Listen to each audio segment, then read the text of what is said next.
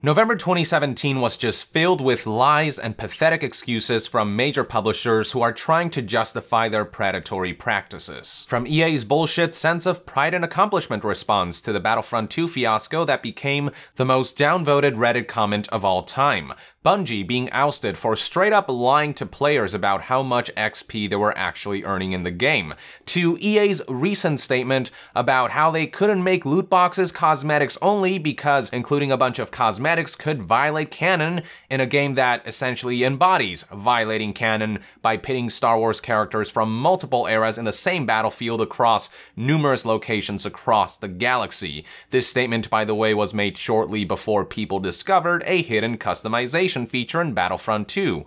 The audacity of some of these statements has just been really hard to swallow. Before that, we also had publishers and developers who included loot boxes in their premium-priced single-player games justify the abhorrent feature's inclusion by stating that it's there to allow those who don't have the time to experience the game in full to accelerate the experience, while never explaining why people have to shell out extra money and gamble to do such a simple thing. And now, next in line for game publisher who can't help spouting BS is Take-Two Interactive, best known as the parent company of Grand Theft Auto and Red Dead developer Rockstar Games.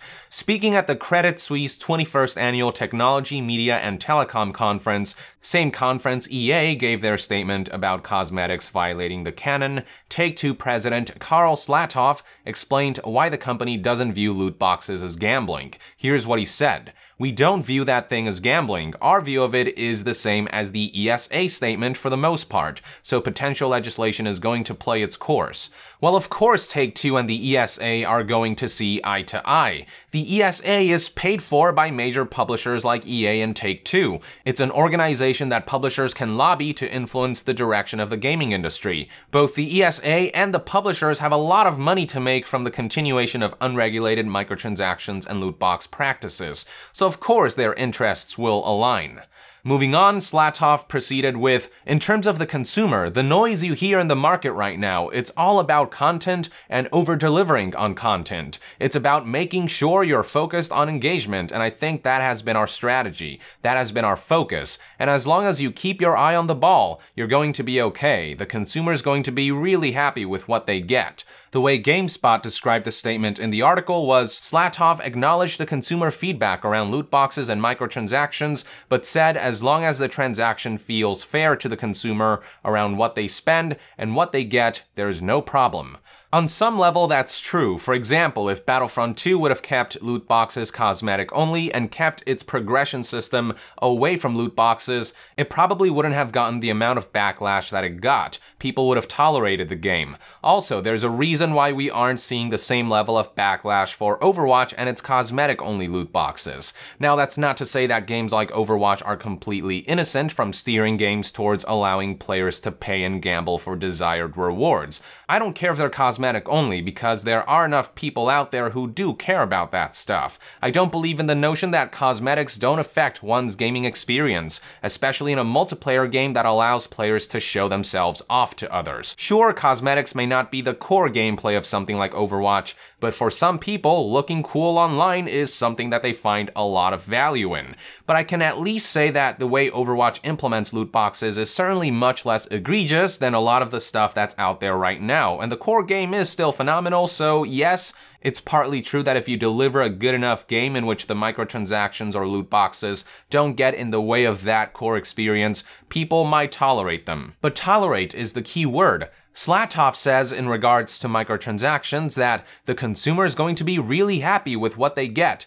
But that's complete bullshit. Nobody's happy about an unbalanced playing field. Nobody's happy about having to pay extra to catch up or just to look cool. Rarely will someone go, "Yay, microtransactions." They will either go, "Ugh, I guess I can look past it," or they will go, "That's complete bullshit," or somewhere in between. At best, loot boxes give players a temporary high from getting a reward they wanted once in a while, but that high is what publishers exploit to keep players hooked on this shit. It's the same high that you get that one time your gamble pays off, but that's different from actually having fun and enjoying what you're doing. Nobody genuinely likes or has fun losing money on gambles that don't pay off, which is what happens most of the time. But where the real issue lies is in the fact that currently, Game publishers are free to do whatever the hell they want with their business practices. There is little to no oversight on how they implement microtransactions and loot boxes. There is nothing keeping them at bay from making them egregiously predatory, which gives them all the freedom to make promises about putting the player experience first, as EA has done time and again.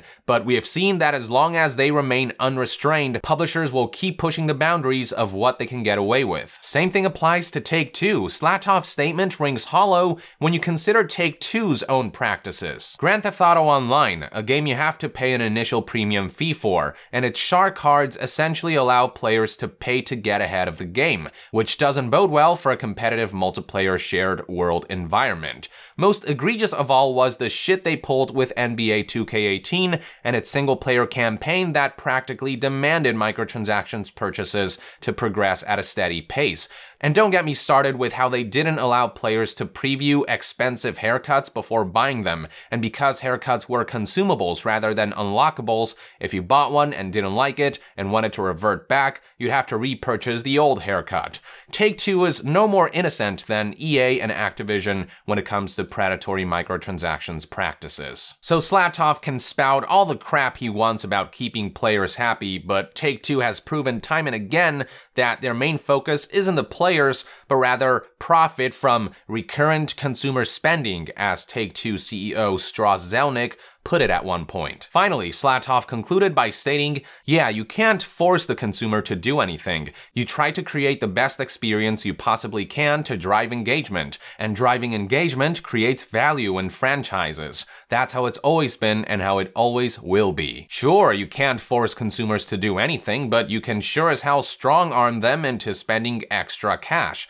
like how GTA Online does by upsetting a level playing field, or how NBA 2K18 does by artificially slowing down game progression to a grinding halt. Essentially, those who don't pay get a lesser experience. Same thing with loot boxes. Sure, you can't force anyone to purchase loot boxes, but you sure as hell can make their gameplay experience miserable if they don't, which is exactly what Battlefront 2 tried to do before the backlash forced them to turn off microtransactions. Now all we're left with is a grindy, miserable mess of a progression system.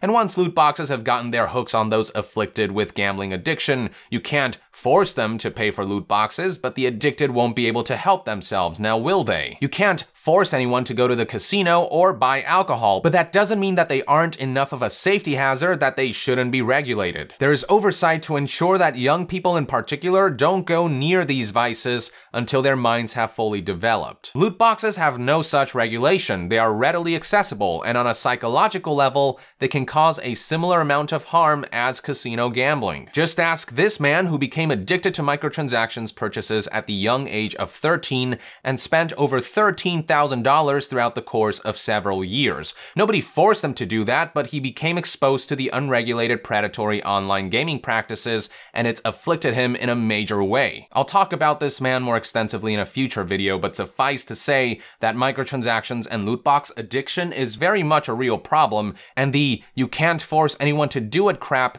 just isn't a tangible excuse. So to make a long story short, I'm gonna call complete bullshit on Slatov's latest statement. Loot boxes are gambling on a colloquial and psychological level and need to be regulated. Consumers are never happy about being strong-armed into having to pay extra to progress faster or look cooler, and the "you can't force the consumer to do anything" statement is about as flimsy as an excuse can get. Never forget that at the end of the day, regardless of what they say, what drives publishers to implement predatory practices isn't in the interest of player engagement or whatever bullshit yarn they want to spin. It's all about raking in billions, pleasing investors, and striving towards uncapped monetization. It's not about keeping the lights on or survival, it's about earning more just for the sake of earning more. Don't let them fool you into thinking that they give a damn about you, especially when their intentions have already been made loud and clear with their past actions. With that, I would like to end this news update and discussion video. Thank you for tuning in. I hope you liked this video, and if you enjoy my content, consider supporting me on Patreon